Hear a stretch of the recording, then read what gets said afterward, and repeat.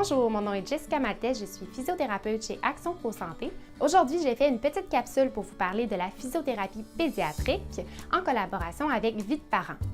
Donc, chez Action Pro Santé, nous avons la physiothérapie pédiatrique et on peut évaluer et traiter les déficiences physiques chez vos enfants, que ce soit en lien avec une problématique au niveau du cou ou encore au niveau de la tête. Ça peut être aussi un retard de développement moteur. Un retard de développement moteur, c'est un retard ou un délai dans l'acquisition des habiletés motrices chez votre enfant. Ce sont les activités que votre enfant va réaliser à des âges spécifiques. Par exemple, on peut s'attendre à ce que la position assise de façon autonome soit acquise aux alentours de 6 mois.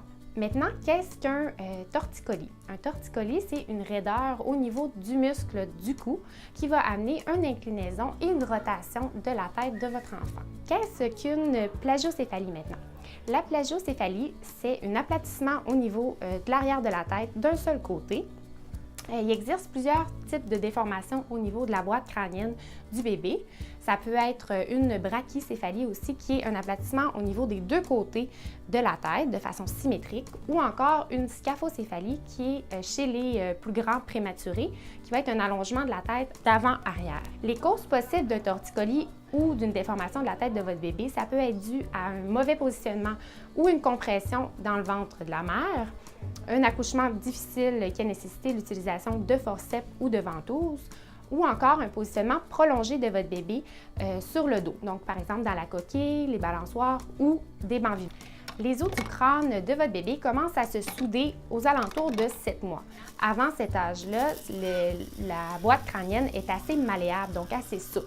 C'est pourquoi c'est important de consulter assez rapidement si on veut avoir un meilleur effet au niveau du crâne de l'enfant. Donc, quand consulter, dès que vous notez une asymétrie dans les mouvements du cou du bébé, donc par exemple s'il regarde souvent vers la droite, ou encore un aplatissement à l'arrière de la tête, comme je vous ai parlé tout à l'heure, ça peut être aussi un retard de développement moteur. Donc, vous remarquez qu'il est un petit peu en retard par rapport aux autres enfants de son âge. Donc, une consultation rapide et un suivi en physiothérapie chez Action Pro Santé pourrait être nécessaire pour votre bébé. Comment Action Pro Santé peut aider votre enfant en physiothérapie? Donc, comme j'ai mentionné plus tôt, on va évaluer et traiter les problématiques, soit au niveau du cou, du développement moteur. On va vous enseigner des exercices à faire à la maison dans le but d'assouplir les muscles du cou, de renforcer ou encore justement de développer les habiletés. On peut faire aussi de l'éducation, bien entendu, par rapport à la pathologie de votre enfant et les positions adéquates à adopter à la maison.